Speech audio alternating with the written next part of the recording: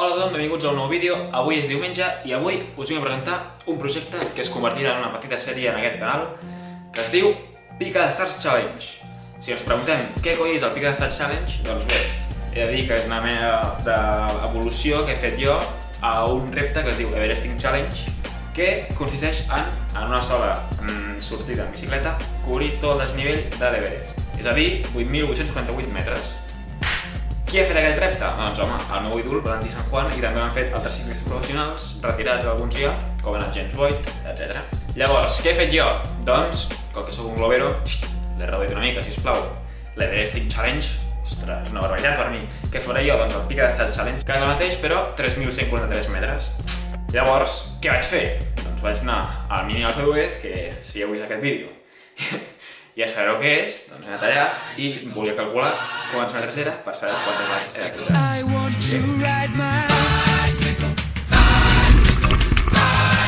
I want to ride my bicycle, I want to ride my bike, I want to ride my bicycle, I want to ride it where I like. A veure, avui estem aquí de passeig, però bueno.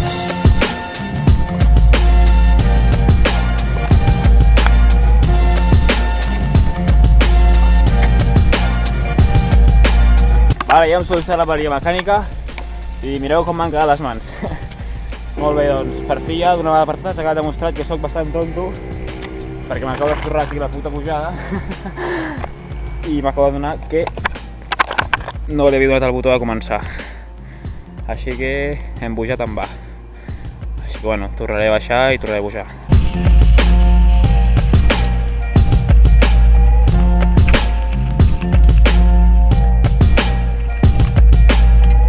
Ja queda poc per arribar a dalt, segona pujada. Molt bé, guardando. Yuhu! Ja és malalt. Ara veurem què tal l'ordinador. Finalment sí que vaig poder calcular-ho bé i amb el rellotge que era el meu pare em van sortir que eren 177 metres de desnivell entre baix a dalt. Això vol dir que si dividim 3.143 entre 177 ens dona 18. Vol dir que he de pujar 18 vegades al mini Alpe d'Huez per fer-ho. 18 pujades són un munt, a sobre tenint en compte que vaig al mountain bike són moltes més.